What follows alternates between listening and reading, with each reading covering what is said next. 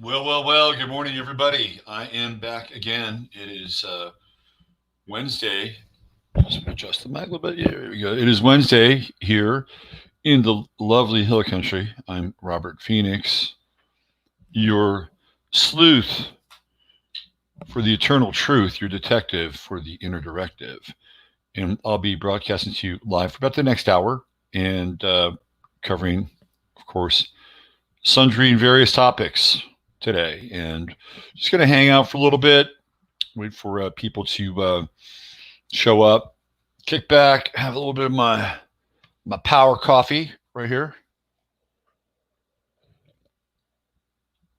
Jennifer Fitzgerald in the house. Number one, 2 days in a row, Jennifer. How about that? 1-0 Dragon. Tina Sherman, the lovely and talented Jonas. There she is, the star from afar, Jennifer Rubin. What's going on, Jennifer? PB, nice to see you. Shirley Luciavo. Lils, there's my man Steve. What's going on?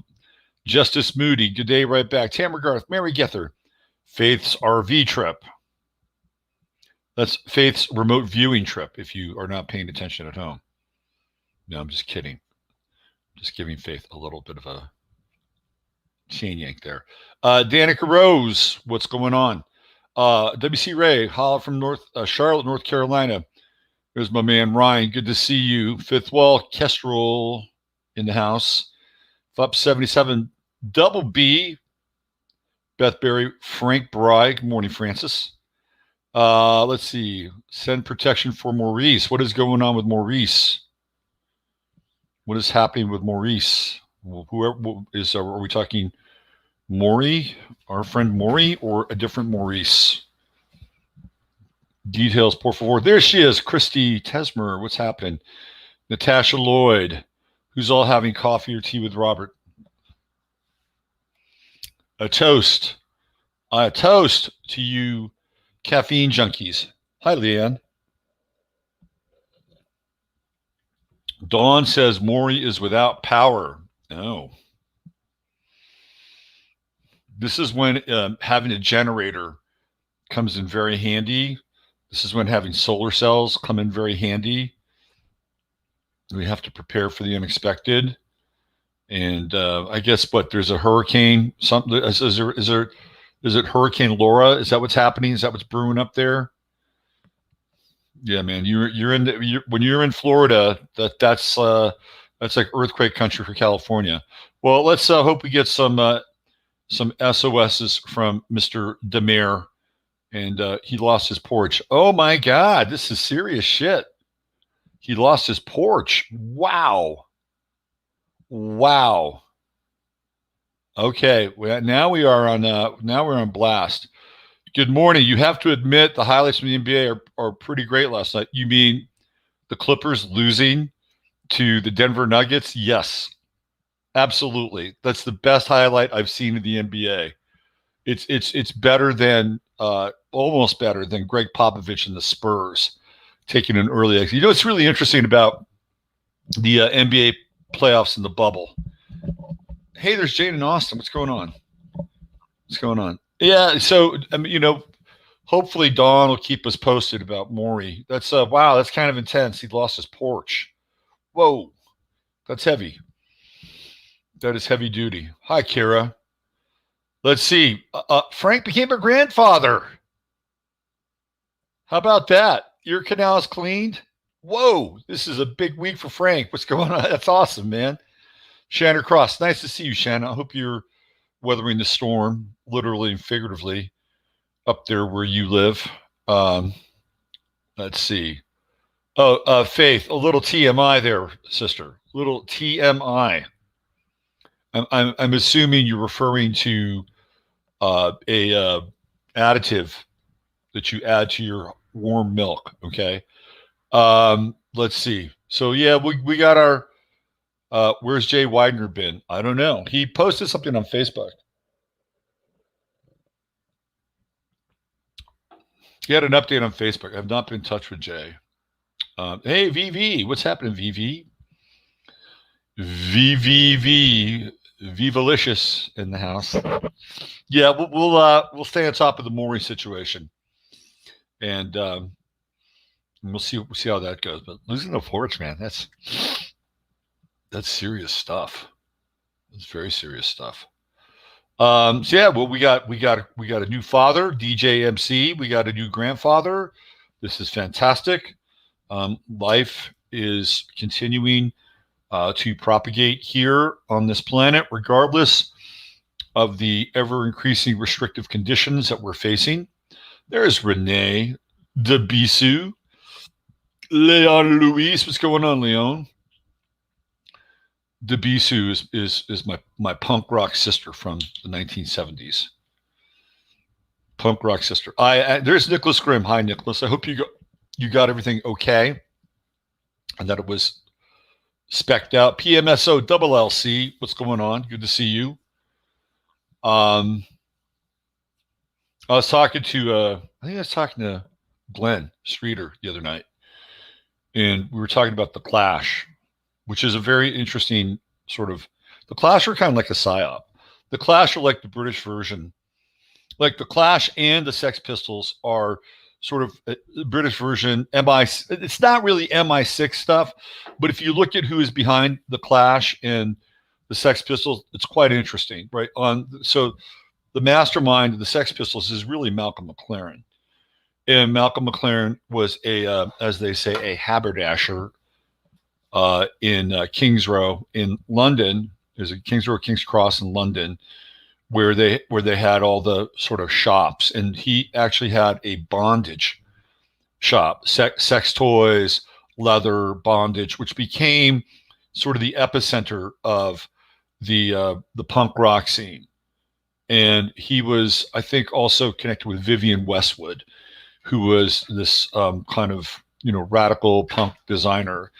So it was Malcolm McLaren's idea to start a band, and he was trying to do this in a couple of various incarnations, and so he came up with the Sex Pistols. Basically, it was guys that were hanging out in a shop, and Malcolm McLaren is, just to point it out, Malcolm McLaren is Jewish. Okay, nothing wrong with that. There have been a number of very high-powered Jewish record moguls and very high-powered non-Jewish record moguls. One of the most high-powered record moguls in the 20th century was a guy by the name of Ahmet Erdogan, and he was Turkish. So I just need to point these things out. Barry Gordy ran Motown Records, definitely not Jewish. So I'm just specifically pointing out that that's what Malcolm McLaren was.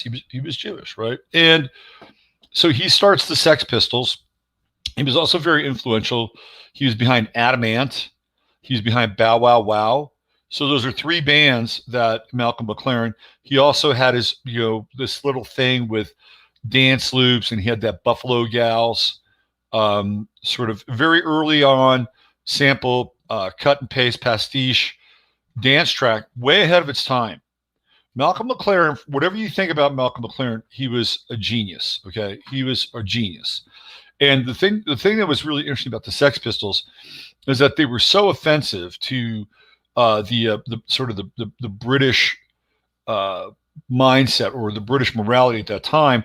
I think they went through 3 record deals, and every time they went through a record deal, they got an advance. And guess what? Malcolm McLaren kept the money.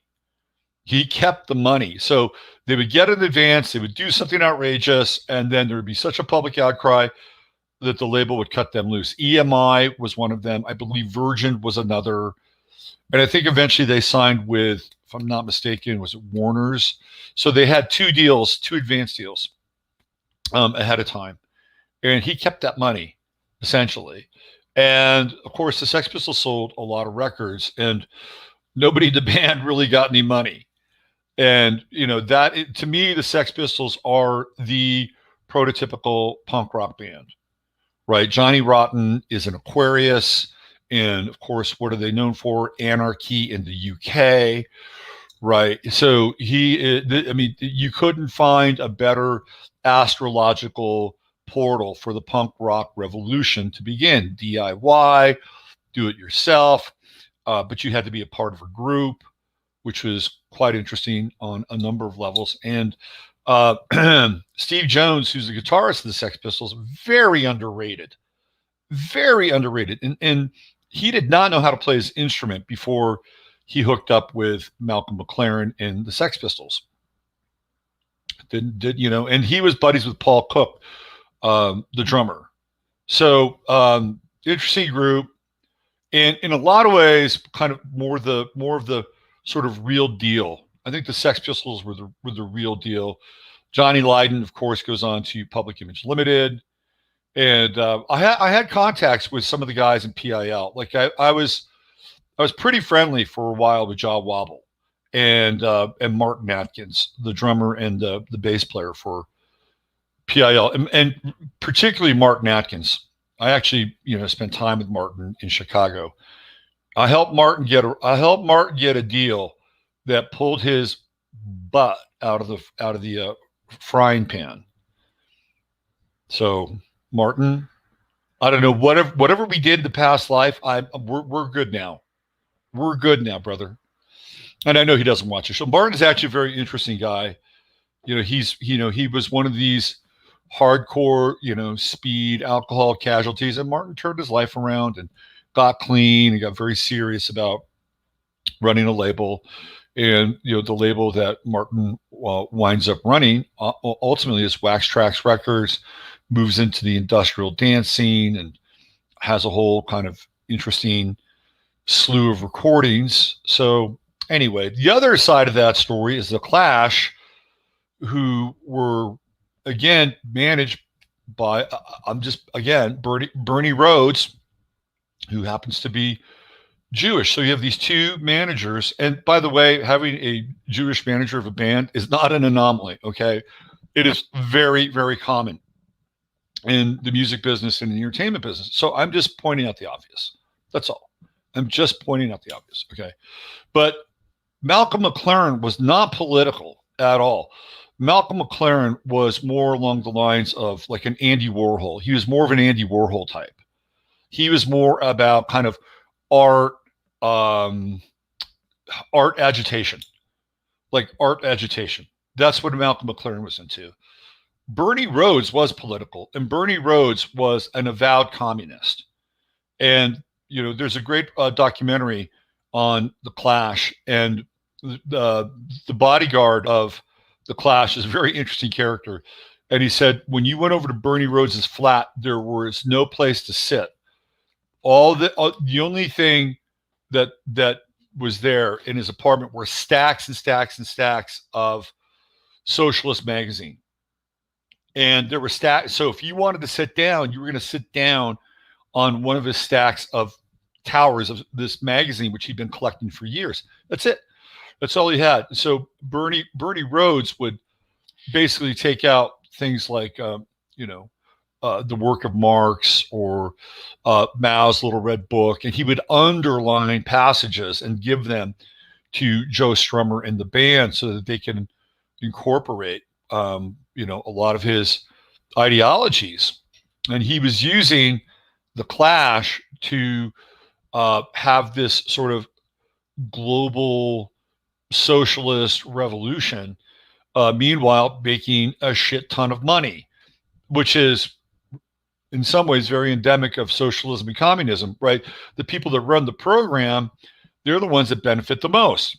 So, but it was a very, very different operation than obviously the Sex Pistols were. And I've talked about Joe Strummer before and his background with diplomacy, which is generally considered like, being a spy. Okay. If you're a diplomat and you're in a country, what are you doing? You're coordinating with intelligence assets inside that country. So his father moved all over the world. And Joe Strummer is a Leo, and Johnny Rotten is an Aquarius. So there we go. There's your fixed sort of axis for creating a vortex, right? A cultural vortex between two figures.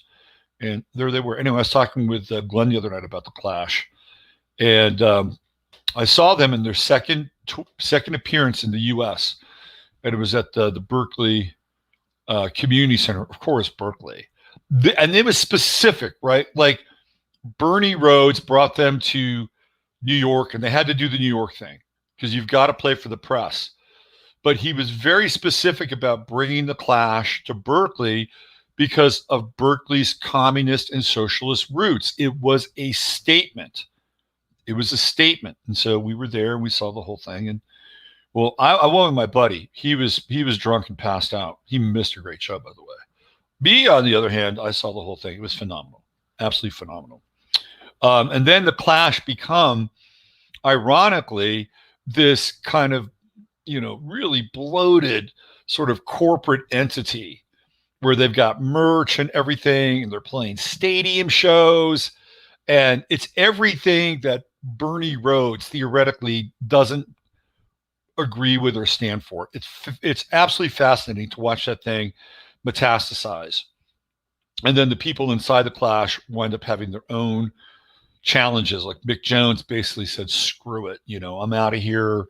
I just want to be a rock star. I don't want to be somebody who is, supposedly, working for, the legacy of the Marxist Manifesto. I've got all this money. I'm hanging out with Ellen Foley. I want to go be a rock star. I want to go live that life. So he left the band, and after Mick Jones left the band, it's all downhill after that.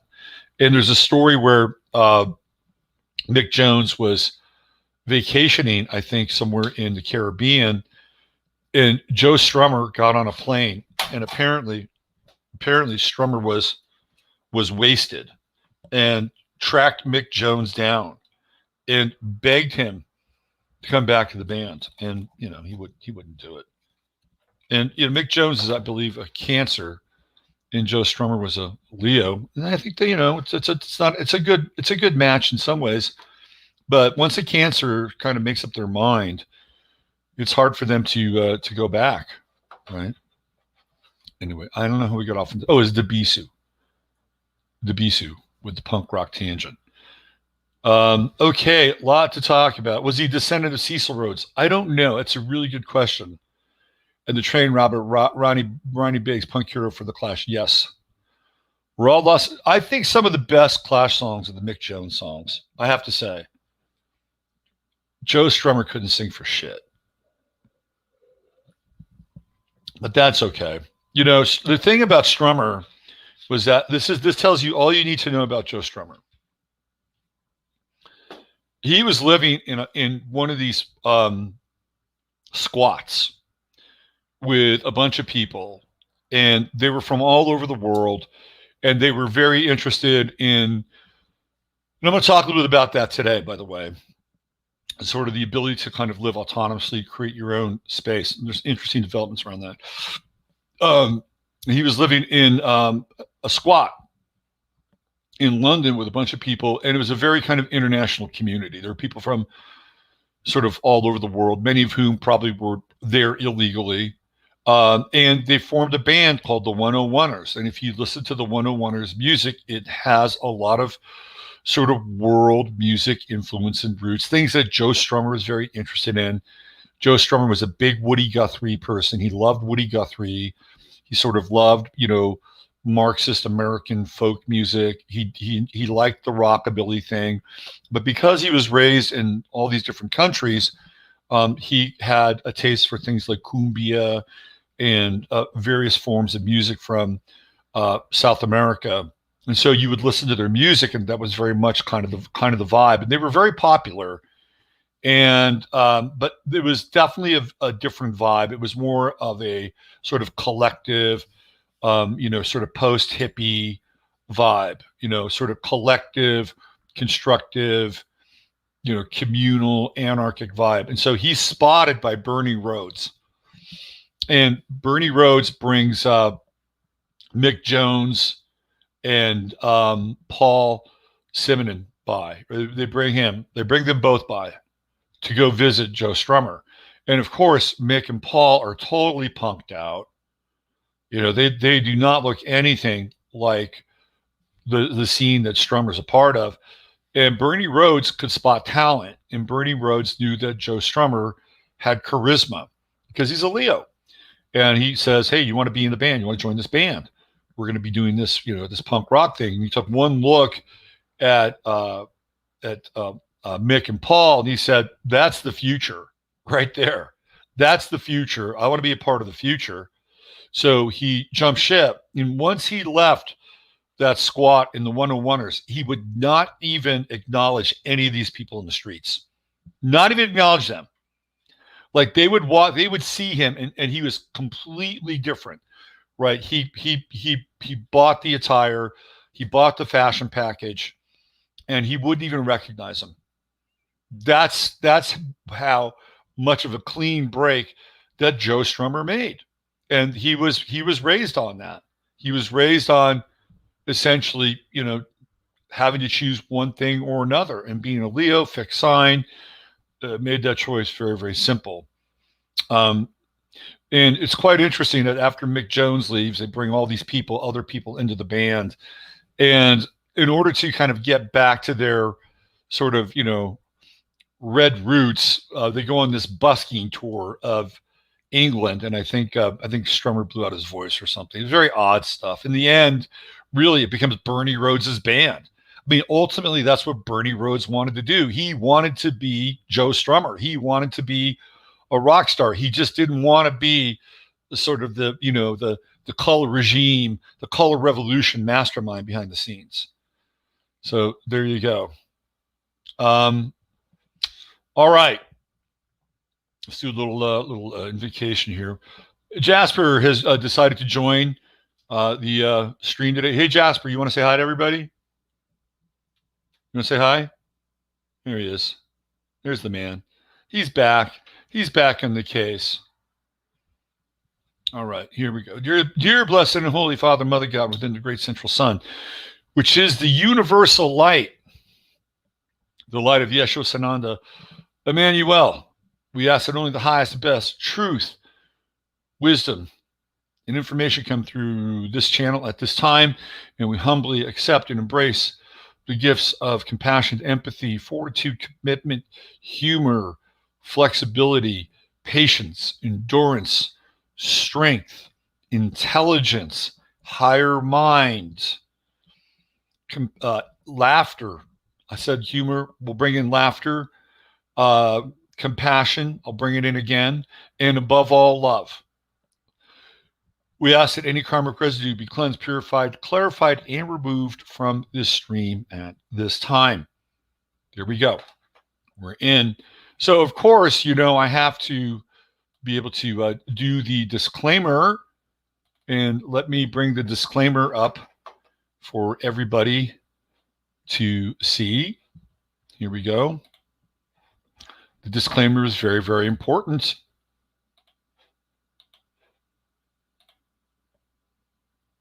So there it is. Warning, you're entering this video space and are consenting to the content. From this point forward, this content may not meet any approved standard, communal or otherwise, and by viewing it, you're abdicating any objection therein. You will have 10 seconds to cease viewing live or after the fact. Robert Phoenix is not impersonating any news service, and any views are based on personal opinion, and the content herein is for entertainment purposes only. Only. All right, so why don't I do this? Let me stop the share, and I will give you the official countdown. The official countdown. You get the official countdown. Hold on. You need the full countdown, though. And here is the official countdown.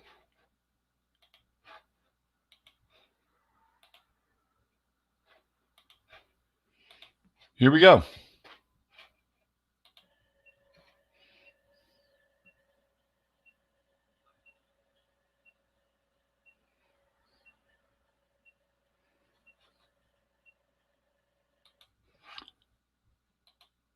You're in. So, Shanna, the reason I did that is because I was given a strike by, PYT. And And it was based on the fact that I was impersonating the news service, right? A news service. So in order for that to happen, somebody had to come in and make a formal complaint, or somebody perhaps from the PYT world saw that, and I got a strike. So what I'm doing is I'm basically telling you that after a certain point, you're consenting to be inside the video. And by being inside the video, you have abdicated your ability to basically complain, right? I've given you fair warning. You don't have to be here. That is not personal or meant towards anybody in the chat. I'm just telling people that if you're here, you're here now. And I told you what I was going to talk about. And it may be supposedly politically incorrect, or it may not adhere to some communal standard, right? Perceived or otherwise. That's it. So now that you're in, you've agreed to be here. That's all it is. That is all it is. Right? There we go.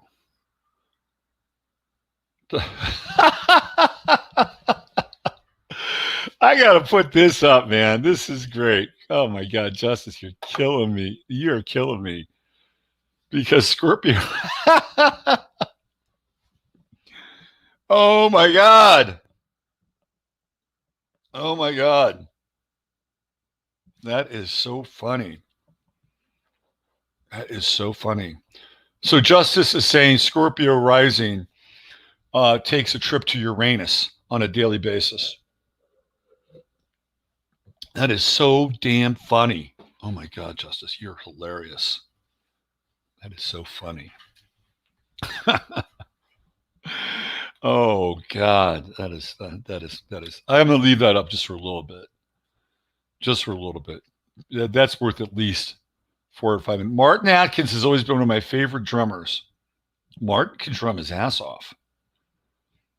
He can drum his butt off. I saw Martin with his touring group Pigface one time in San Francisco. That was an interesting thing. Pigface. It was sort of like this ensemble of, industrial dance rock super group. All these people would move in and out. I think that night Genesis P. Orge was on stage. I was in San Francisco. All right, where do we go, boys and girls? A lot to talk about. Let me talk a little bit about yesterday's show. I'm Scorpio rising. Scorpio rising rules. Let me just say that. Should be of the news cycle.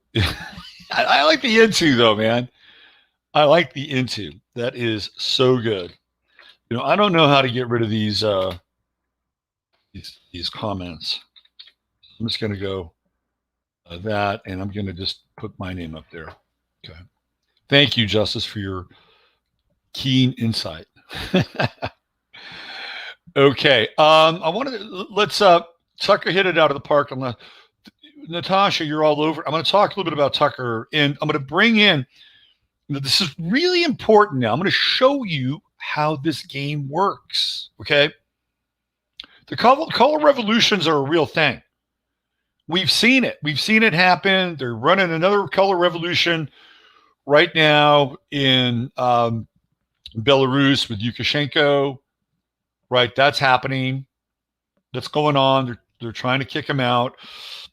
They're bringing in all kinds of people. And the thing that he talks about, and which I think is very, very important and specific, is that there are a lot of people that are being brought in for that event. But there are also people inside of Belarus who are actually there and do want him gone. And not because he is a bad guy, okay? If you're really following what he did, is that while the rest of the world was on a lockdown, he made sure his country was as free and unfettered as possible. And yet they want to depose him. They want to depose him because it's completely reactionary. That's all it is. It's completely reactionary. Completely reactionary. And these are people that have been schooled and trained on social Marxist theory, and Lukashenko's lived through all of it. He's been through all of it. And what he's trying to do is he's trying to keep it together so that he doesn't have to, have the handcuffs of the IMF or the World Bank or the WEF, right? He was given, whoops, where did we go here? Huh, hold on. What happened? Lost the screen. Wow.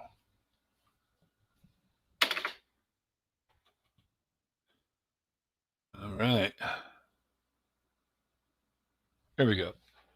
Lost the screen of him. He was given a lot of money from the all these global groups, right? Well, actually, the World Bank, IMF. What was it 90 million, $900 million or some outrageous? Somebody said no. And yet they want to kick him out. I mean, people. It reminds me of that scene in The Matrix where Smith is talking to Neo. And he said, look, this is like the third version of this thing. And we had a version of The Matrix where everything was great. But people rejected it, right? People rejected that version. So we said, okay, well, we'll make your life an intermittent hell. And that's the one that they settled on. It reminds me of that. It absolutely reminds me of that. All right, so let's go back to the Tucker thing. This is important. And I'm going to show you but before I do that, though, I want to go back and talk a little bit about the Steve Pieczenik piece from yesterday. Because Steve Pieczenik is an expert at taking down regimes. That's what he does. That's what Steve Pieczenik does. And if you listen to Steve Pieczenik, he was very instrumental in putting together, theoretically, the fall of the former Soviet Union. Well, we know that there is a there, and not a there. Because what happened with the former Soviet Union is that when you get into something by the third generation, the original sort of, explosion or explosive impetus for that thing runs out of steam. It just completely runs out of steam. So you have the first group, the first generation, who's very fervent, and they're into it, and they're going to do everything they can in order to achieve power, have power, grab power, sustain power. Okay, that's what they do. Second generation comes along and says, okay, well, we're going to maintain this, but we may not do it in the same way that the first generation did. Case in point, once Stalin died, Stalin was being erased from kind of the Russian history books. I mean, he was still there, obviously, but there are movies where I've seen this. There was a movie about Stalin, and all of a sudden I saw the same movie, and the edit, he's not in the ending of the movie. They edit him out of the movie. So, the new regime doesn't want the icon of the previous regime or any of the people that associate with that icon to continue to be connected with that icon. So it's just like when they take a statue down here, it's an ongoing process. So that second wave of the Politburo in the Soviet Union, which is essentially ruled by Khrushchev and then later Brezhnev, they're different. It's a different kind of operation. And then once we get past that, in third generation, you have a number of people who have risen up the ranks of the Politburo, and they have maintained power, and they have accrued resources. They have accrued resources. They're living in houses. They're way, way better off than the so-called proletariat. Okay. By that time, they're thinking, well, shit, we've gotten to this place, we've accrued all these resources, but if we continue to be socialists or communists, we can't pass that on. We can't deed our gains to our heirs, because by that time, the original intent has become flattened, right? Dissipated. So part of it was, all right, let's get rid of this Soviet Union thing so we could move in and begin to privatize, and consolidate our gains. That was part of it, okay? That was part of it. Another part of it was that, okay, we want to ditch this idea that we're in this Cold War, and what we will do is we will continue to run a program underneath this, and it will look a certain way, but we'll still be engaged in this level of, I would say, global infiltration, right? The things just don't go away. They just don't go away. And then part of it also was that American businesses wanted to get into the Soviet Union, and Russia knew that there was a market there. And the same thing was happening to China at the same time. Just before like the fall of the wall, you have essentially McDonald's showing up in China, showing up in Russia. That is not by happenstance, by the way, not by happenstance at all, because they know that American corporate money, which was always there, but it was always under the radar, was now coming in a very kind of direct way. And they needed that. They wanted that. They needed the money. They needed the resources. And so that's part of the deal as well. Okay. So that's what happened. And Steve Pieczenik and Reagan and a number of other people were working in order to make this change. And this is what Steve Pieczenik says, right? So he's very good at this stuff, according to Steve Pieczenik. And what's happening now? What is happening now? Because you had the Soviet Union. And then after the Soviet Union, what did we see? Well, we saw Balkanization. We saw these countries that had been subsumed by the Soviet Union all of a sudden regained their quote unquote sovereign status. So it got Balkanized. What do you think is happening here? We are witnessing the Balkanization of the United States before our very eyes. And I'm going to show you how deep that Balkanization is going. Now, that said, Tucker Carlson had a guy on last night who was a speechwriter for Trump, and he talks about the color revolution. This is exactly what he's talking about, and we've been in the purple revolution ever since Trump got elected. 202 days after the death of Prince, right? Important to note that. Okay, so we are in a color. Now, what he says is also very important. He says that the same people that run these color revolutions overseas, whether it's a former Soviet Union or in the Middle East, right, that they're engaged in running a color revolution here right now. And he explicitly states that they are intelligence agencies. And he gives the name of one person. And this guy's name is Norm Eisen. And I'm going to show you very clearly how this works, okay? Because Norm Eisen is now the poster child. He has been targeted as the poster child, one of the masterminds of the color revolution.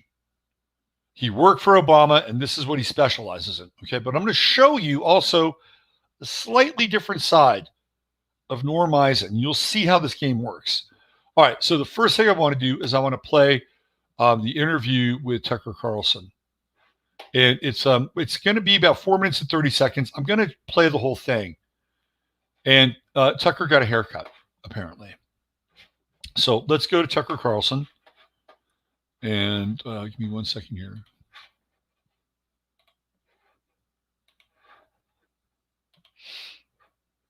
His name is Darren Beattie, Beattie, Darren Beattie.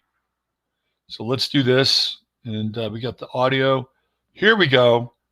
This is the playbook. Let's go. Someone who's been watching all of this is Darren Beattie. He's a former speechwriter for President Trump. He works now with Revolver News, the website.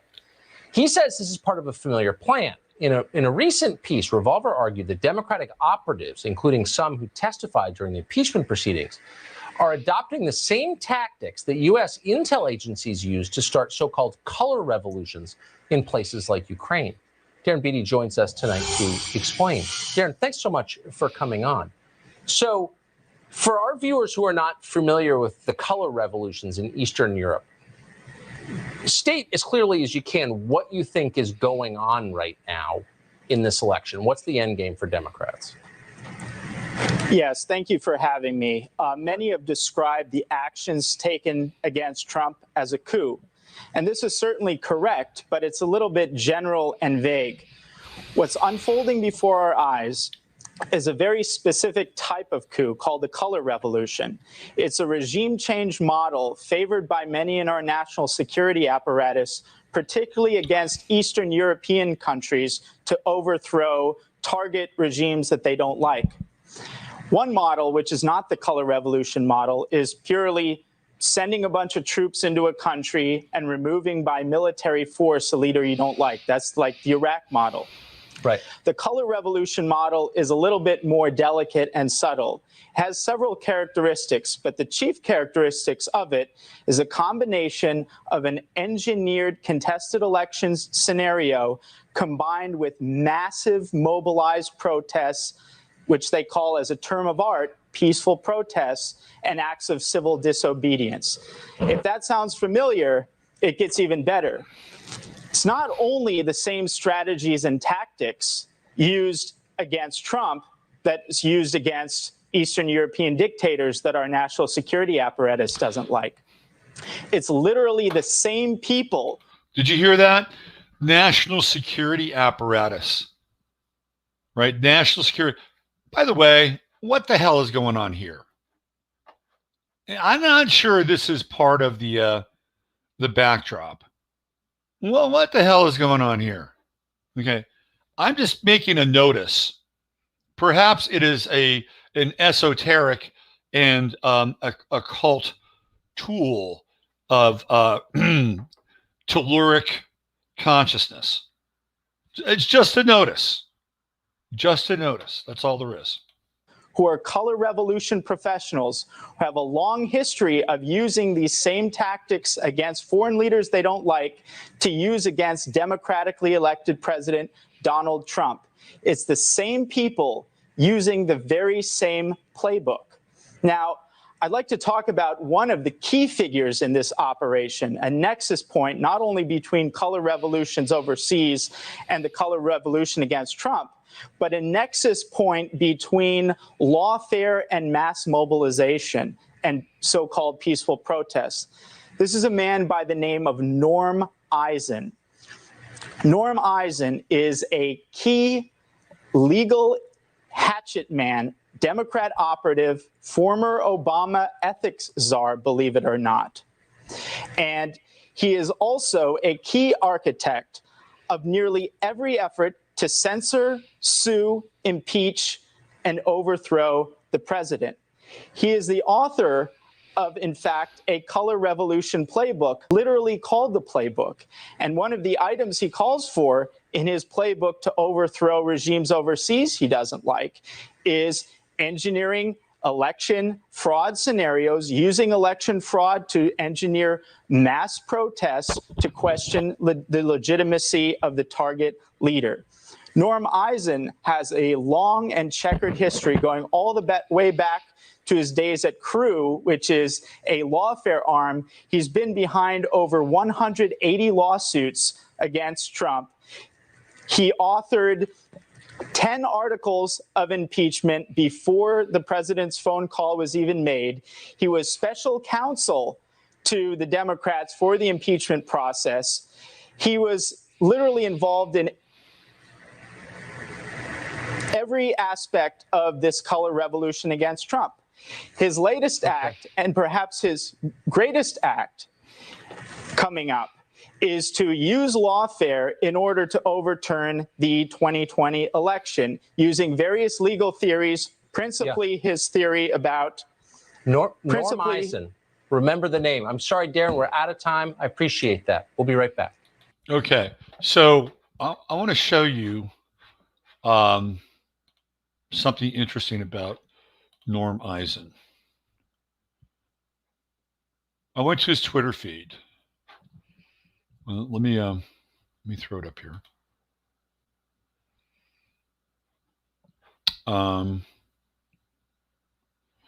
This is a very interesting, by the way, he's a Scorpio, He's got those little slitty Scorpio eyes.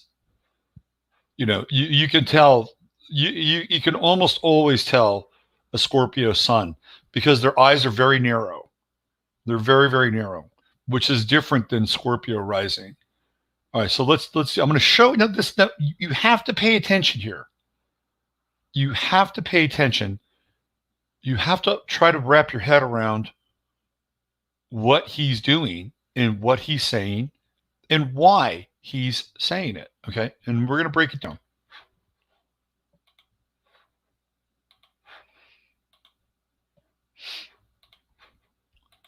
So this is Norm Eisen's Twitter feed. And I don't know how, I don't follow him, but I found this. Now watch this. I'm going to play it. I'm not going to have any commentary until after it is done. Okay? Here we go. Joining me now is Ambassador Norm Eisen, who worked on the classification system in the Obama White House. He is also the author of A Case for the American People about his time as special counsel to the House Judiciary Committee during the Trump impeachment proceedings, which John Bolton, of course, did not cooperate with. Norm, good to have you with us. We'll talk about the political retaliation aspects in just a moment. But first, let me get your thoughts on whether John Bolton might have committed a crime with his book. What is your opinion on that? You certainly have the expertise for it. Well, thanks for having me, Eamon. And I do think that notwithstanding the aspect of retaliation, there is some basis here when you look at the kind of information in this book. Foreign intelligence services should not be able to understand the president's decision-making processes about the most sensitive matters of national security by clicking buy now on Amazon. And so I do think that there's some exposure based on the nature of the information and based on the fact that Ambassador Bolton cut short the White House review process. He did this in a terribly foolish way. There were better ways to do it. He's created criminal exposure for himself, although we have a long way to go before there's an indictment, much less a trial, and we have the presumption of innocence. All right, so let's talk then about the political aspect of this. The president has said in the past that he thinks John Bolton should be jailed over his book. Is there any way to look at this currently, given this president, this administration, what they have said in the past and how they've gone after certain political opponents, certainly those that have been critical of the president, other than political retaliation? Well, there's no question that there's an aspect of retaliation to it. Okay, so see those Scorpio eyes? This is a very interesting video. And so essentially what he's saying is that John Bolton was basically participating in treason, okay? And that he was essentially putting the security of the state at risk. Now, if he was fully engaged, double barrel engaged on removing Trump, he would be supporting John Bolton, wouldn't he? Wouldn't he say that, John Bolton is, he took great risk in order to do this? He jeopardized not only his career, but his security status. And he felt, but he needed to tell the American people about, the missteps and the great danger that the Trump administration was posing for the American people. But he doesn't. He doesn't do that. Instead, what he does is he inadvertently supports Trump in that brief little clip. And yet, Darren Beattie on Tucker says that this is the guy that's engaged in the color revolution. Are both things, are they mutually exclusive, or can both things be true? And I believe both things can be true. That yes, he is, and at the same time, there is a controlled sort of intent or a controlled strategy around this. So he can be a boogeyman, and would he be engaged in all these things? There's a paper trail that connects him to all these various cases of impeachment, the lead counsel, right, the lead consultant, all that stuff. And yet he's not using that moment to completely bury Trump. Why is that? Why is that? It's because what we're looking at is much bigger in terms of the intelligence operation that's associated with it, and creating at times false opposition. We're creating at times psychological operations. And that's not to say that the color revolution isn't real. It is happening. It is taking place. But if Norm Eisen was completely dedicated to the cause, he'd be supporting John Bolton. But he's not. And instead, he's inadvertently supporting Trump. Now, why is that? Why is that? Okay, here we go. We got a Maury update. A tree just fell over and missed his place. The good energy is already working, you guys. All right. He has no insurance, so fund would very gracious. There you go, Dawn. By the way, do not use GoFundMe. I suggest Fundraiser. Fundrazr, Fundraiser. They're less egregious. So hang in there, Maury. Hang in there. All right. So there we go. You know, we're seeing, you're getting a bird's eye view how this thing works. There really is no side in a lot of ways. It is they create the conditions, and then they could move people around based on the conditions that are created. They can move them left, they can move them right? Now, do you think that nationalism was an aberration in England when they did Brexit? No. That was happening at a time where Trump was moving into office. Now, during that phase, we had Saturn in Sagittarius. And that was a very interesting time because, you know, Sagittarius wants to expand, Saturn wants to contract. So Sagittarius tends to be global. Saturn is the contraction on the global.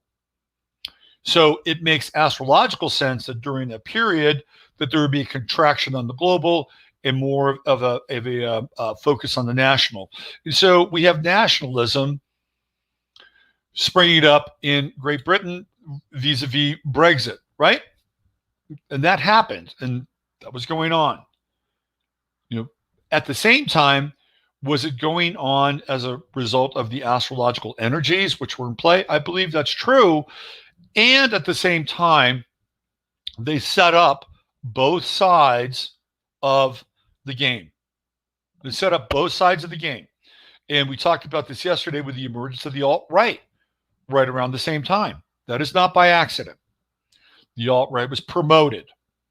It was promoted to be a voice and a force.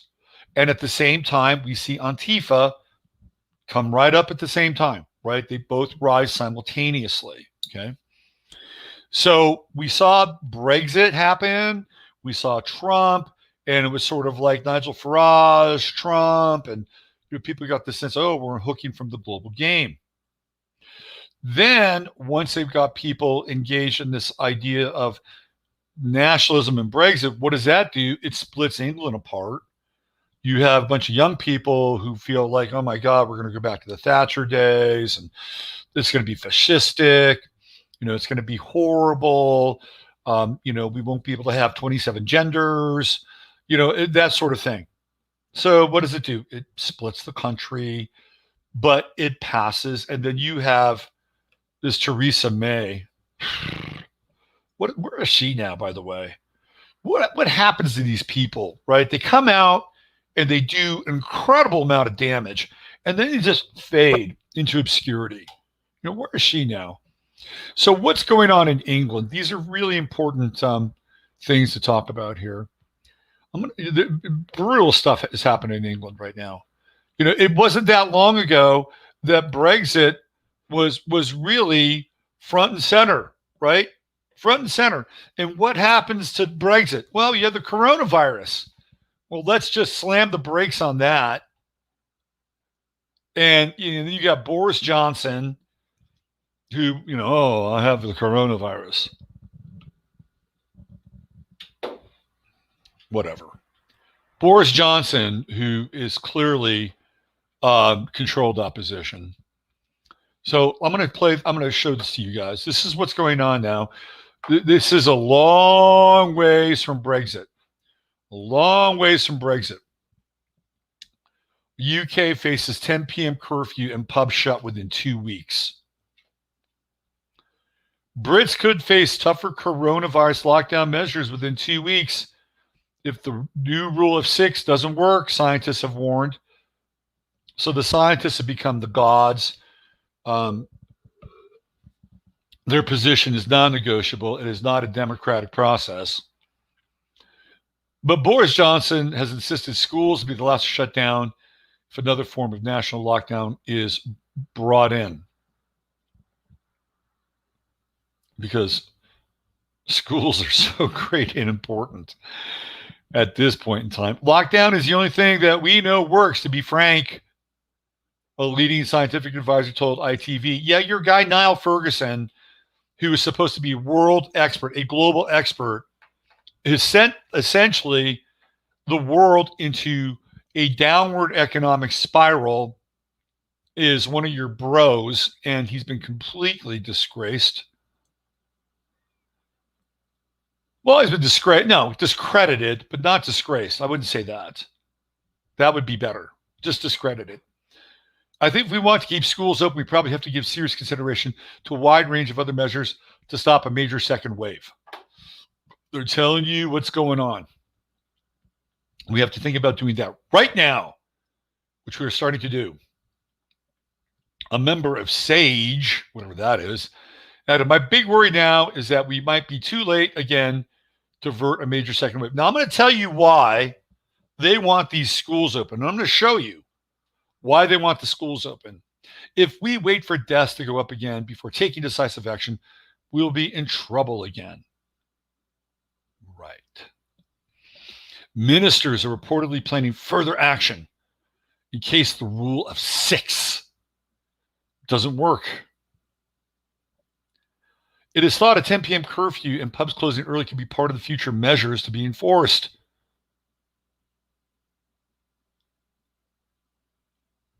A member of the government added, there is no possibility for us waiting for the death rate to rise before we act. They're just completely instilling fear. It's the fear virus.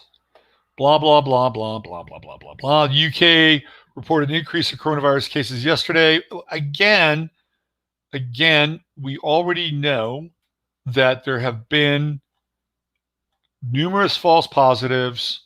The way that they actually classify cases has been shown to be erroneous. Here, right here, Kerr County, yes, Kerr County, the place that we are going to have our event, right? We are going to have our event in Kerr County.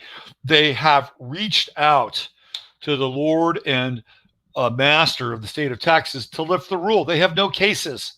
Kerr County changed the way that they are formulating cases, okay? They've changed it. Before, if somebody tested positive, whatever that positive case was, they automatically assumed that there were at least 15 other people that were associated with that person that went from possible to probable, okay? And they would just add those numbers in. They'd automatically, and the process was there. We displayed it. They showed it in Collin County, right? Collin County. And that's how they've been counting things. They stopped doing that in Kerr County. They said, so we're done. We're not doing this. So you will watch, and they are showing now that the cases are precipitously dropping there. And they just went to Greg Abbott and said, you got to lift this thing because we don't have it, right? That's where we're going to have our event. Right there. Right there. Okay? So guess what? We are going to be facially naked. Now, why do they want the schools to be open? I'm going to show you why. This is why they want the schools to be open in Britain. And it is not for humanitarian or educational purposes. Okay?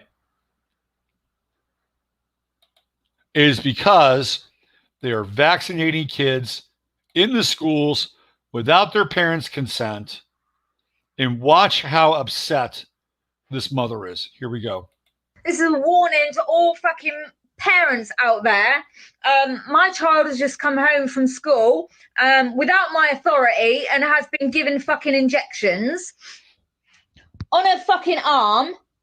I've rung the school and they've said that it was nothing to do with them, that the NHS come into the school and they've done it. I've got a tag!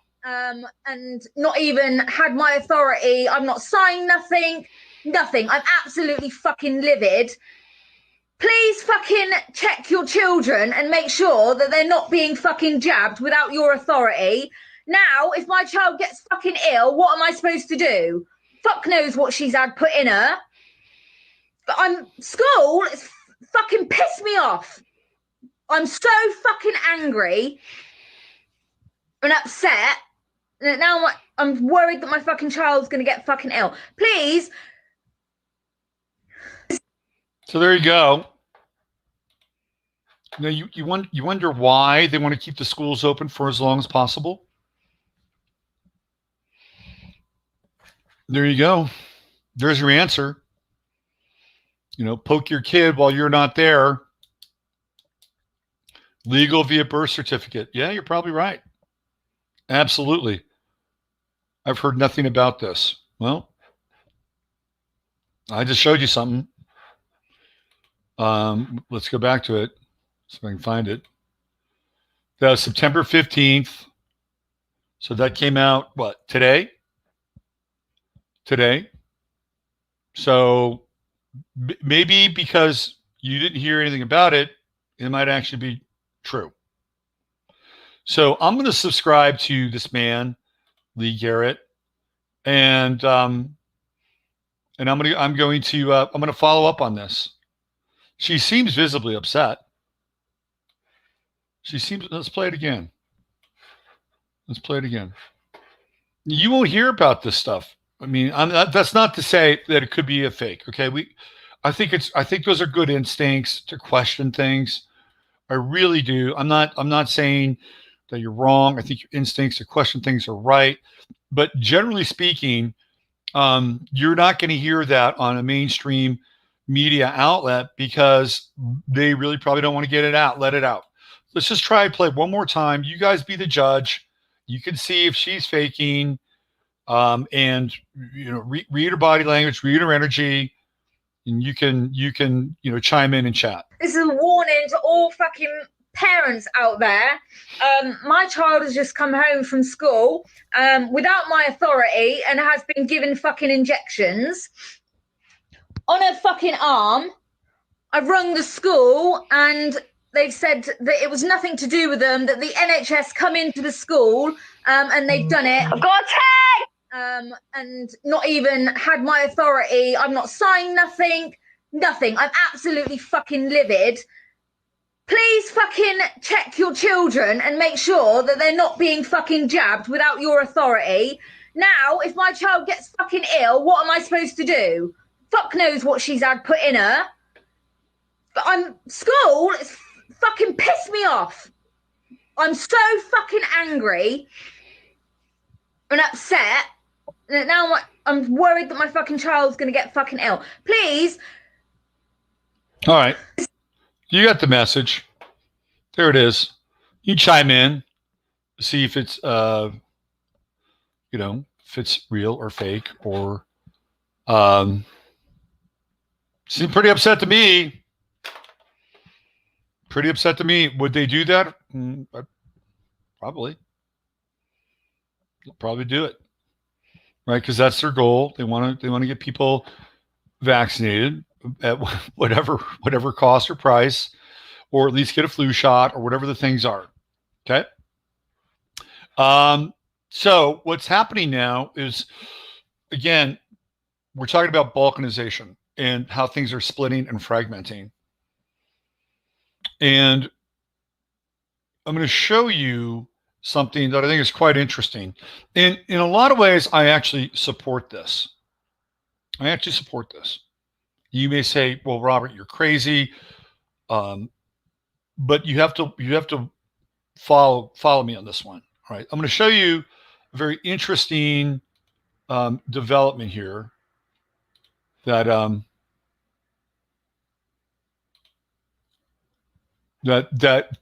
really bears witnessing. Okay.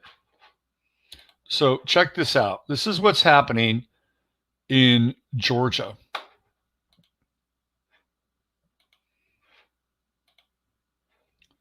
So it says America in crisis. Now remember, this is about the balkanization of the country. Here we go. You hear that? That is the sound of freedom. A lush and rugged expanse about 130 miles south of Atlanta, just shy of 97 acres. It's undeveloped, unincorporated, and it has new owners. It feels amazing. It feels really amazing. I cry every time I come here. Renee Walters is one of them. She's president of the Freedom Georgia Initiative. It's a collective of 19 Black families who recently bought this land. This dream all started a few weeks ago during Renee's typical morning call with her friend Ashley Scott. She said, Ashley, did you see the article about Toomsboro for sale? It turns out that the entire small town was never for sale, just a bundle of a few dozen homes and buildings. So Ashley, a real estate agent, looked for listings in the area and found one for this. And it was just such a beautiful piece of land. It was affordable, and it just made sense that we could create something that would be amazing for our families. Why were these two women interested in the prospect of buying a town in the first place?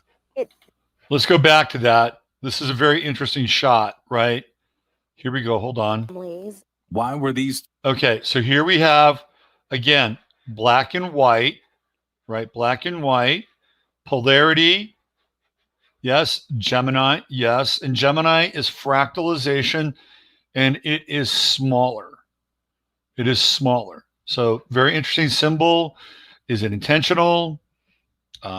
Is it, their desire to, have this as an effect? Is it esoteric? It's probably all of the above. Two women interested in the prospect of buying a town in the first place. It really was when we saw what happened with Ahmaud Arbery and George Floyd and Breonna Taylor and the protests.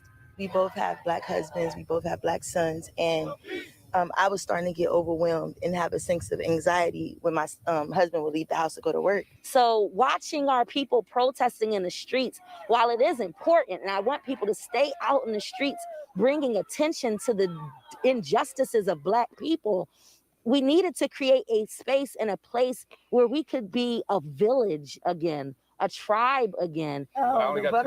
So Renee and Ashley reached out to family and friends, and together they bought what they intend to name Freedom Georgia, a new Black city. We don't intend for it to be exclusively Black, but we do intend for it to be pro-Black in every way. Jessica Gordon-Amard is an economist and an expert on Black collectives. I've found tremendous benefits to individuals, families, and the communities that are involved in it, including, the economic stability and prosperity, but also leadership development, social capital development, other kinds of human capital development. And so it's really a win-win for everybody involved to be involved. The owners hosted the Big Black Campout over Labor Day weekend. Supporters drove in from across the country. The plan is to introduce farming next, create a lake for sustainable fishing, facilities for recreation, and eventually develop a fully operational, expanded city. By being able to create a community that is thriving, that is safe, that has agriculture and commercial businesses that are supporting one another and that dollar circulating in our community, that is our vision. And to be able to pass this land down to my children and to the children that are represented by each of our 19 families as a piece of legacy. We're hoping to create legacy. Okay.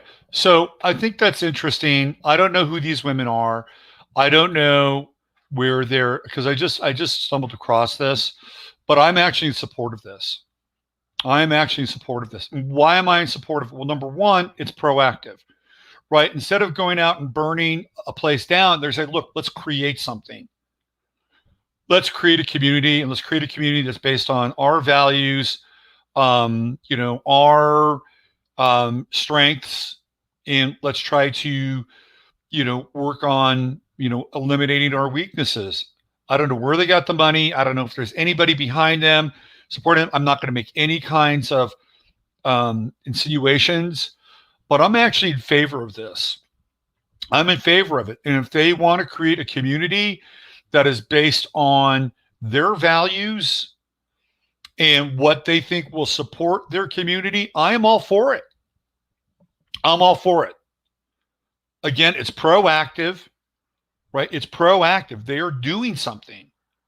They're doing something in order to create a community that is going to represent who they are. I got no problem with that. No problem at all. And I hope they're successful. I really do. I hope they're completely successful. That said, that same kind of, how should we say this, liberty should be afforded to other groups, and be afforded to other groups without question. Without question. So, and I'll bet you it's going to go there, that there will be a group of people in Georgia who will be primarily white, and they will go off and they'll do the same thing, and they will create a community where they think they feel safe. They're going to feel safe for whatever reason, right?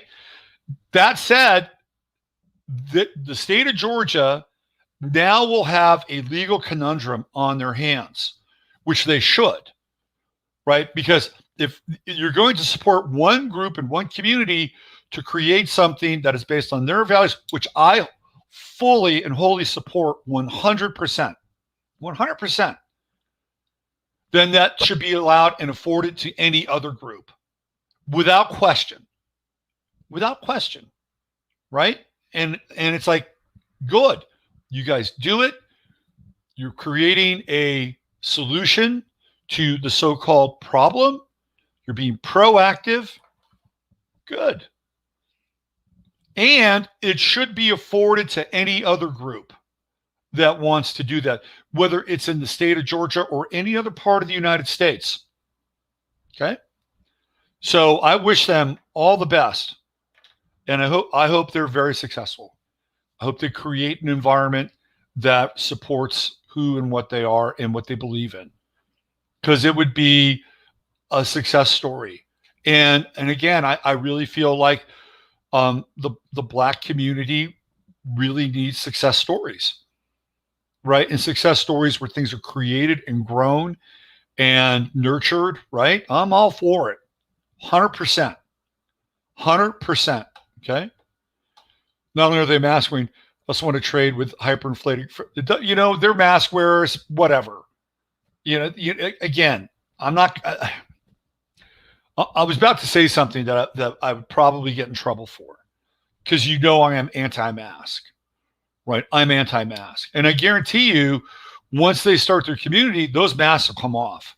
They will totally come off. They'll totally come off. But we're in a ritual, right? We're in a ritual. We're in the Janus ritual, and the mask will come off once you get the vaccine, because then you'll be a different person, and then they'll say you can take your mask off, and you will be a different person, right? I do believe, yeah. But it's being used. So a certain group is being pilloried and used as a fulcrum to launch things. Right. Let me show you another piece of video here, and this just happened recently in Milwaukee. Where can I find it?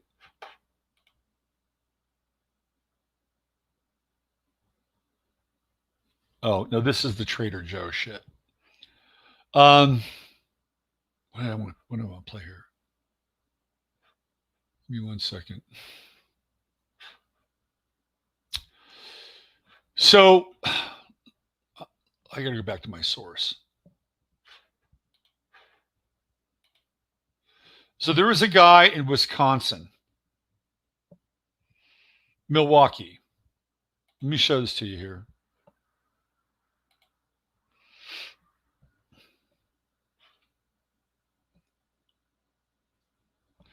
This is from Gateway Pundit. And this guy has been targeted because he is a Trump supporter. Again, I don't know if this is a psyop. Theoretically, who knows? But this guy has been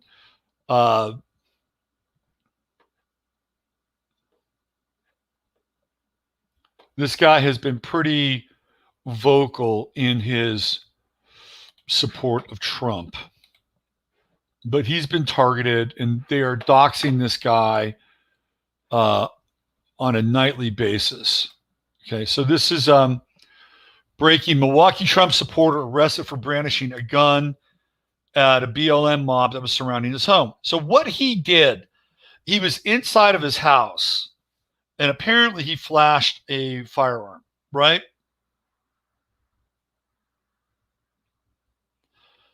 So this person says, I'm still trying to figure out whose house this is. Milwaukee, Wisconsin. Seems to be outside of a house who BLM is saying, pointing the gun at them. The title of the video, We Still Lit. This goes out to all the racist neighbors out there. So I assume it is just a local racist, right? So this is what's going on in this guy's property. Y'all walk us out the front. Y'all walk us out the back. Y'all walk us out the front in front of a whole bunch of people. I mean, we appreciate what y'all did, but y'all could have walked us out the front. We not violent. We was just gonna pull the soul train line, let them walk through it. We gonna form a parole line. So you got to be on probation, P. So they're going into this guy's place, and they are essentially doxing him on a nightly basis. Okay, that's what's happening. So I'm going to go back to that page. Give me a second. They're doxing him on a nightly basis. And what country allows this? Do you think they'd be able to get away with this in China or hell no? So this guy says, pull up at 5:30 today. This neighbor thinks it's cool to harass black neighbors and call them the N-word. We don't know. Parade Confederate flags around since he loves going to other folks' houses and throwing parties they ain't asked for. Let's show him how it's done. So they're going out and they're going to be, doxing this guy constantly, right? It's the constant dox. Here we go.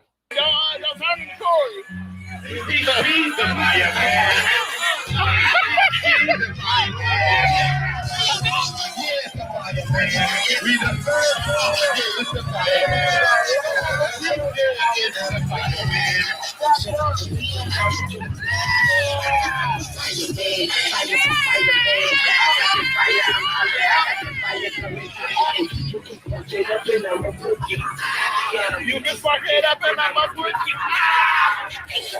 Fucking with me, man. Ski man. Spending next week's cash. He fast. And I don't even need a GPS. So we've seen enough of that. I mean, it's just amazing how this is allowed to proliferate, right? This is allowed to proliferate. And why? Why? It goes back to this idea that we're witnessing the Balkanization of the country. And this gets into the whole Trudeau to Gemini and fractalization. Cities are breaking apart within cities. We're seeing people start their own communities. So it's the whole Gemini side of things, right? Whole Gemini side of things. You're going to get some that are going to be interesting and let's hope proactive and constructive.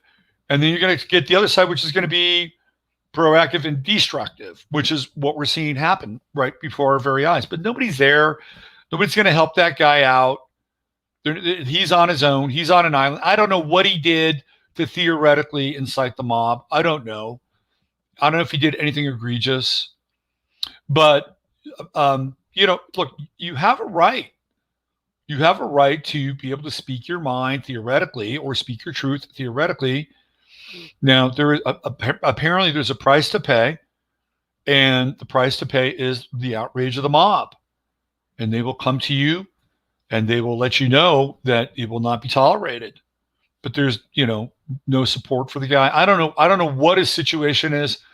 I don't know what the neighborhood is like. I know nothing about it. But if I was him, I'd pull up stakes and I'd leave.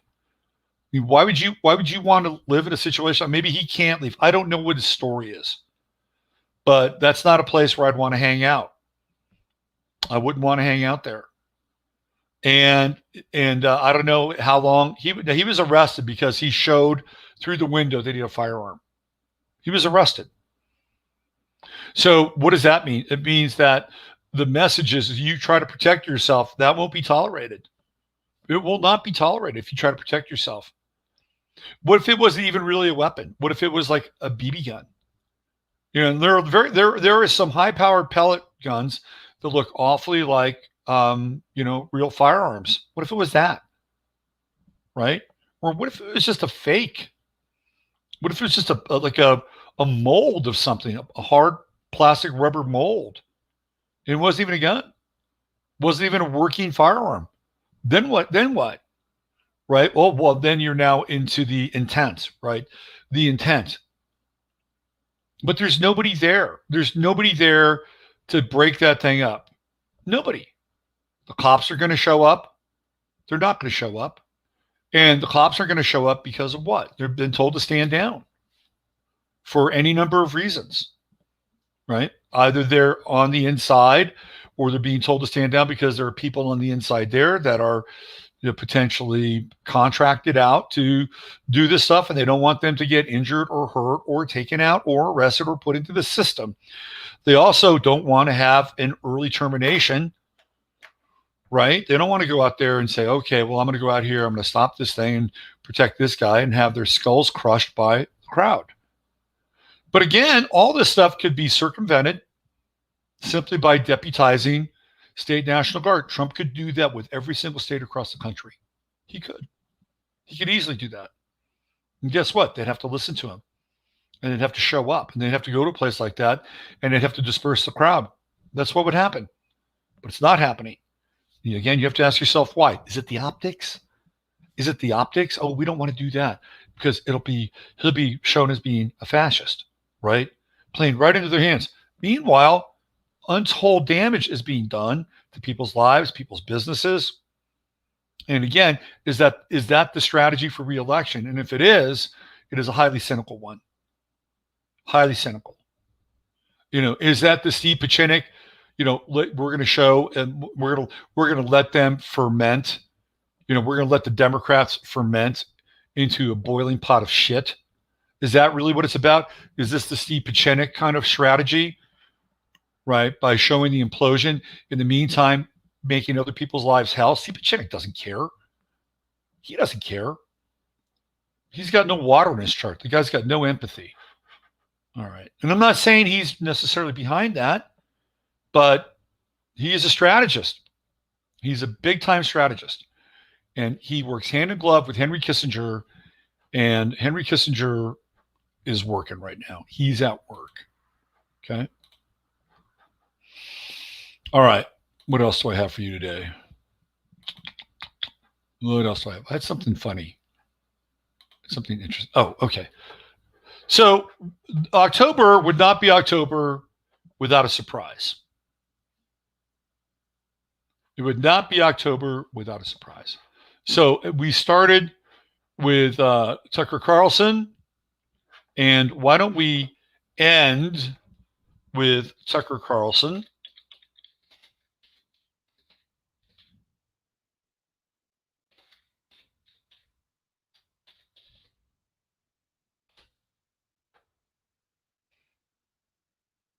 So this is from one day ago. One day ago. Now, Tucker Carlson has been chosen to be a portal for disclosure. He has been chosen to be a portal for disclosure, which is going to come either in the form of a government released statement or a real / faked event involving extraterrestrial craft, UFOs, and or supposed aliens. Okay, so, and now this is interesting because from an astrological standpoint, we have Mars in retrograde. And what is the planet that would be the opposite of Mars? It's Venus. Venus is the planet. And for a long time, I've always had the sort of the contention of, why doesn't anybody talk about Venus? Why is it always Mars? Why is it always Mars? Why is it always Mars? Well, Venus is the rising star, right? It is the morning star, which is theoretically linked to this idea of Lucifer rising in the sky before the sun during certain months of the year. Also, Sirius is the binary star that rises before the sun during the dog days of summer, right? So we have both Venus and Sirius, which play the role of the rising star or the morning star. And Venus obviously is technically considered a planet. Let's see what Tucker has to say. Here we go. The planet. They say that's significant because microbes on Earth produce that gas. This suggests that alien life is somehow surviving in the atmosphere of Venus, even though the planet's surface appears from here to be a wasteland. So what does this mean exactly? Nick Pope is a UFO expert. He's a former UK Ministry of Defense official, and we're happy to have him on tonight. Nick, thanks for coming on. So why is this? So Nick Pope is ex-military. So just wrap your head around that. He's ex-military. And now he's been sent out into the world to become a UFO expert, to be a UFO expert and disseminate information. Here we go. It's a significant story. What does it suggest? Well, this is amazing news. And I think people will look back at today and say, maybe this is when we found out that we're not alone. And the implications are vast because life has arisen apparently not once, but twice in our solar system. And if that's the case, life isn't some sort of cosmic miracle or accident. It should be commonplace in the universe. Well, that has all kinds of implications for us, and it may tie directly to your life's work, what you study primarily, which is unexplained sightings in our atmosphere. So how should we respond to this? Well, I would like to see the president talking to NASA and saying, let's do a flagship mission to Venus. Let's go and investigate and maybe even, very carefully, take some samples from the atmosphere and bring it back. I mean, if there's alien life there, let's study it. Like I say, very carefully. Yeah, I mean, I would say as an instinctive defender of the status quo, that gives me some pause. I mean, we couldn't contain, or the Chinese couldn't contain the coronavirus. We really want alien microbes banging around Earth? Would that make you nervous? Yeah, I guess the Venus flu would be something to be very worried about. So it would take careful. The Venus flu, is that a cue for October? Right? October being ruled by Libra? The Venus flu? Let's keep going. Planning. But I mean, yeah, this is a great day for science. And yeah, the implications for the UFO phenomenon too. It's interesting that this news hit just really days after the news about Commander David Fravor talking about the Tic Tac incident again. You see that? Now they're linking things up. This Tic Tac incident is about this craft that has this unusual ability to kind of move around, which I've talked about. And saying that the radar jamming that occurred there was, as he put it, an act of war. I think these stories are connected. Did you hear that? An act of war? And people are interested in this. I have to ask this every time you come on. How long do you think the U.S. government continue to keep up the pose and the veil of secrecy? How long before we can just know what our leaders know? Well, I get the impression we're building up to something. Hopefully not long. We're building up to something. And you notice now that they used to talk about the missing link. And every like 6 months or 8 months, there'd be, a new species has been found. And this species is a very interesting, has very interesting evolutionary developments, which could bring us one step closer to putting the missing pieces together for the missing link or the intermediary species. We would always get that stuff, right? Always get that. It'd be like, oh, we're getting close. We're getting close. But it never really happened. And here we go. It's the same thing again. It's the same process, but it's moving away from like Darwinism to UFOism. All right, here we go. Now, I would love to see a question about this, by the way, today's discovery and UFOs. I'd love to see a question at one of the presidential debates. And let's face it, aliens would be the ultimate October surprise. Did you hear that? Did you hear that? Sure. It's just so funny that the topics our leaders dismiss as conspiracy theories or off the grid or not allowed are very often the most important things. Maybe that's why they're trying to discourage any conversation about them. Nick Pope, I hope that comes soon, and I hope you'll break that news here when it does. Tucker has been tasked with bringing disclosure and the whole UFO thing to the American people, and not just the American people, but a very significant portion of the American people, right? That's Tucker's role right now. There you go. He's doing it. He is doing it in a big way, weekly at this point. So I want to play you something here. I'm not sure how long this is going to be able to go on, but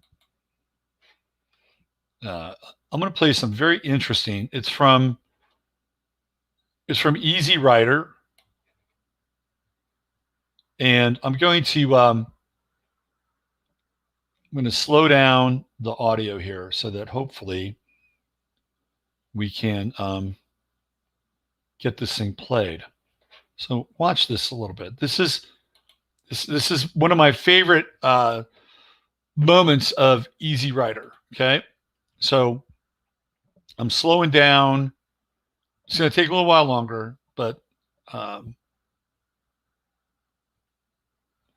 maybe I should speed it up. What happens if I speed it up? The only thing is you'll miss Jack Nicholson's intonations. Let's slow it down. Let's see what happens. They're getting high around a campfire, and Dennis Hopper notices a UFO. Here we go. Let me make sure I get the stream on. And listen to what Jack Nicholson specifically has to say here. Okay. What was that, man? What the hell was that, man? Huh? No, man, like, hey, man, wow, I was watching this object, man, like the satellite that we saw the other night, right? And like it was just going right. I'm going to slow it down even more. Right across the sky, man, and then 666 symbolism right there, right? See that? I mean, it just suddenly, it just changed direction and went whizzing right off, man. It flashed. You're stoned out of your mind, man. Oh, yeah, man. Hey, like, I'm stoned, you know, man? But, like, you know, I saw a satellite, man. And it was going across the sky. And it flashed 3 times at me. and zigzagged and whizzed off, man. And I saw it.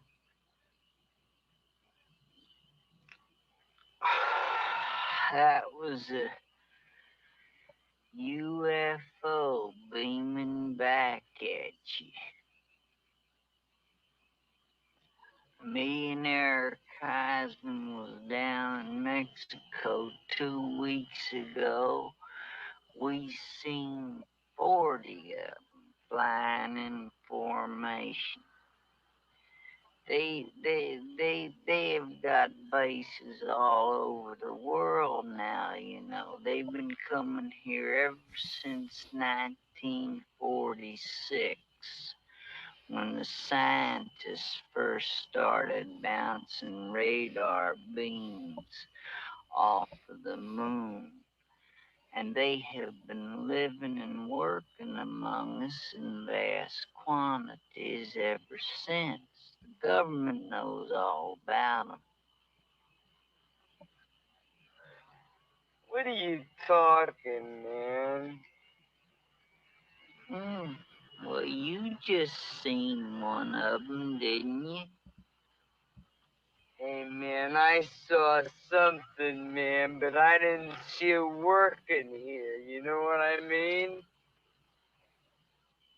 Well, they are people just like us from within our own solar system, except that their society is more highly evolved. I mean, they don't have no wars. They got no monetary system. They don't have any leaders. Because, I mean, each man is a leader. I mean, each man, because of their technology, they are able to feed, clothe, house, and transport themselves equally and with no effort.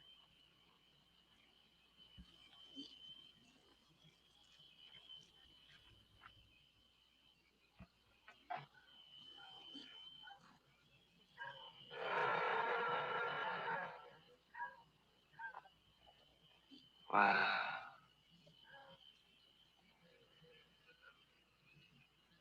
Well, you know something, man.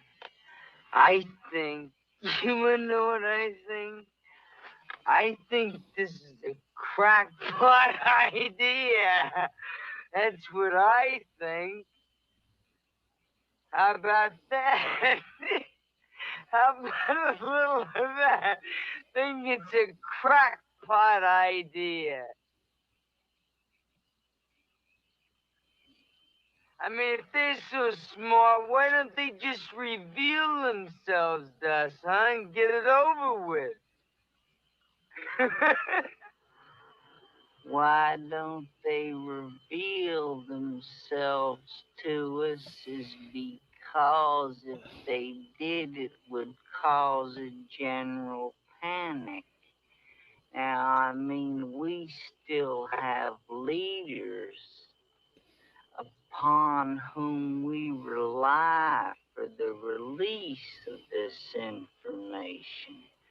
These leaders have decided to repress this information because of the tremendous shock that it would cause to our antiquated system.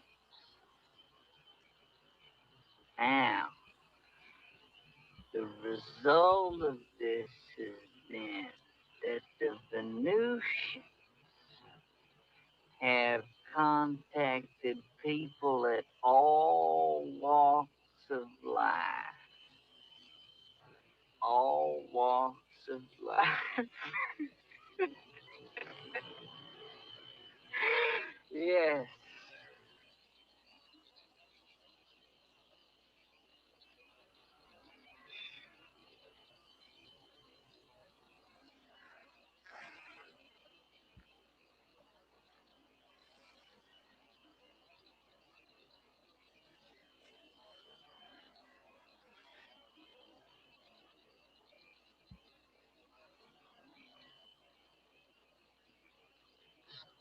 It would be a devastating blow to our antiquated systems. So now the Venusians are meeting with people in all walks of life in an advisory capacity. For once, man will have a godlike control over his own destiny. He will have a chance to transcend and to evolve with some equality for all.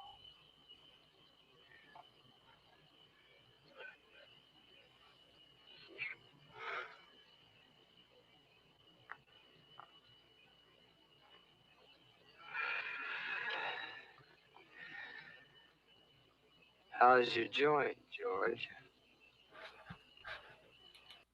How's your joint, George? So what's interesting is that both Jack Nicholson and Dennis Hopper, so I have to make sure I'm on the beam with this. Both Jack Nicholson and Dennis Hopper are technically Venusians because they are both Taurus. They're both ruled by Venus. And Jack Nicholson, April 22nd, that's 0 degrees Taurus. Dennis Hopper, May 17th, of course, kind of so pretty much in the middle of Taurus, actually towards the end. 3rd decan Taurus, puts him in the Capricorn version of Taurus. So we have two Venusians right there. And then ironically, Jack Nicholson plays the president of the United States in Mars Attacks, which is the other side of that Venusian-Mars equation, right? So it's an interesting little tidbit from Easy Rider. And what are we talking about now? We're talking about Venus. When Mars is in retrograde, we're talking about Venus. And I would not be surprised at all. I wouldn't be surprised if come October, which is not that far away, we're going to have some form of disclosure. That's what I think is going to happen. And we've been talking about this for a while. And Tucker has been tasked now to be this gateway to Middle America, to the conservative people that watch the most watched show on TV. Tucker Carlson has ratings that outrank just about anything on TV. Now, the next piece will be Joe Rogan. And if Joe Rogan starts talking about aliens and has some disclosure, now he's been poo-pooing that for a long time. He's been poo-pooing the alien thing for a long time. He had Steven Tyler on there one time and just made a fool of Steven Tyler for Steven Tyler believing in aliens and hanging out with Stephen Greer. You know, and watch Joe Rogan. If Joe Rogan starts whistling a different tune around aliens, you know something is coming. Because between Tucker Carlson and Joe Rogan, they're the two, I think, most powerful people in mainstream and off mainstream media. And to use both of them as a vector for this idea around disclosure would not be uncommon at all. At all. Okay. Steven Tyler is an alien. Now, Steven Tyler's not a guy. Sanat Kumara, supposedly originally from Venus. Oh man, I got a lot of Venus in my chart. I got 3 planets, Moon, Mercury, and I have Venus in Libra. One could make a case that I am one of those Venusians that Jack Nicholson is actually talking about. Joe Rogan sold out a long time ago. Oh yeah, absolutely. Look, I'm not here to support Joe Rogan. I'm just telling you, the guy's got he's got a lot of pull. He's got a lot of power. A lot of people listen to him. He gets eyeballs and now eyes and ears through Spotify. How long we'll be able to hold on to his kind of vaunted alternative, king of alternative media status? Who knows? Who knows? But for now, he will be a channel and a gateway, and I believe he'll interview Donald Trump. I don't think Donald Trump will debate Joe Biden. Joe Biden doesn't want to debate Donald Trump. He does not. They do not want Joe Biden to get into the ring with Donald Trump. They just really don't. Okay. Now, I'm going to be doing a MASH with Emily tomorrow, and we're going to talk about the Unity Party and their connection with Joe Rogan and the intellectual dark web. I don't think Donald Trump would debate anybody from the Unity Party. I don't think that would happen. That's not how Trump rolls. If Trump debated somebody like Eric Weinstein could possibly make Trump look really bad. And not because Eric Weinstein is a great debater, it's because Eric Weinstein has kind of savant-like talents around things like facts and figures. And, I mean, I'm not saying that Trump is stupid at all, but Eric Weinstein would present something to Trump that Trump does not want to deal with in that setting. So I don't think he would debate any of these Unity candidates. But would he go on Joe Rogan? Absolutely. Absolutely, he would go on Joe Rogan. And I think it'll probably happen. All right. There you go. A little Venusian foray from Easy Rider, which is, in my estimation, probably one of the 10 most important movies ever made for a number of reasons. Number one, it introduced the soundtrack, right? That was the first movie where they took popular songs and inserted them into the film. Pusher Man, Jimi Hendrix, the Byrds, they're all in Easy Rider. No film had ever done that before. The soundtrack to the movie Easy Rider sold a lot of copies. It started the idea of independent filmmakers. That is the movie that lights the wick for independent filmmaking. The style of the film, the way it's shot, is very different than the formulaic studio films in Hollywood. And the other thing that's interesting about Easy Rider is, while it celebrates the counterculture, it also laments the counterculture. And there's a scene in Easy Rider where Peter Fonda says, "We blew it, man. We really blew it." And Dennis Hopper doesn't understand. I mean, like, his character doesn't understand. But Peter Fonda is basically saying, look, we blew it. We had this chance. We had this opportunity. And we blew it as a countercultural experience. Now, was that intentional? Was that set to demoralize the counterculture?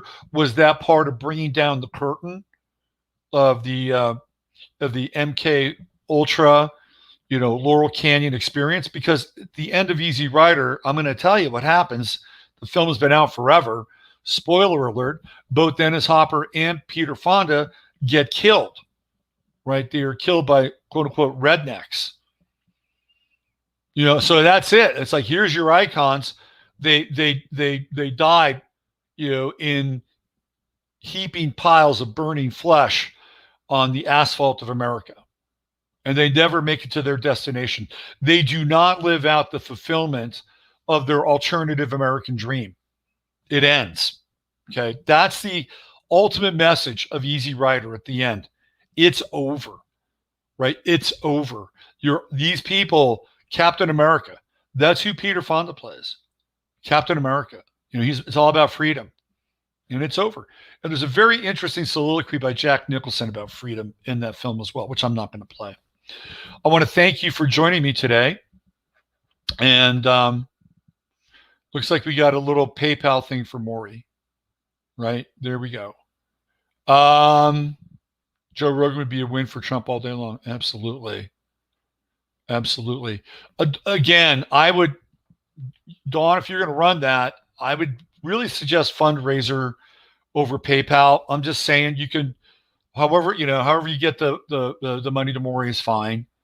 You can do whatever you want. You're running that. I just think fundraiser is a little more morally sound. Let's put it that way. Right. Because GoFundMe will is it a PayPal thing? Oh, PayPal. All right. So you just go direct to Maury's PayPal. There we go. I'm going to do that. We'll send you good. Excellent. Don's got to take care of. All right. We'll take care of Maury. We'll send him a few Chatlandia bucks so that he can get his porch together and patch his roof and do whatever he needs. All right. Just a couple of announcements. You got till Friday. If you still want to be part of the event, you have till Friday to let me know. After Friday, the window is closed. And you can still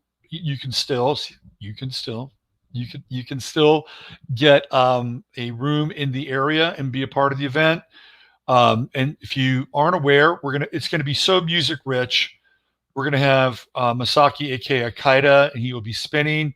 Hope Easton, the very talented cellist and vocalist, will be there, and also Lee Guest, who will have one of the most viral video hits in about a week with her incendiary anti-PC anthem, Fuck Your Feelings. Lee Guest will be here and she'll be performing as well. Lots of music, lots of celebration, lots of free face diaper moments. Okay, there you go. Use your head in order to discern what's real, your heart to say what's possible. We'll say a little prayer for our pal Maury, and see you guys tomorrow. Bye for now.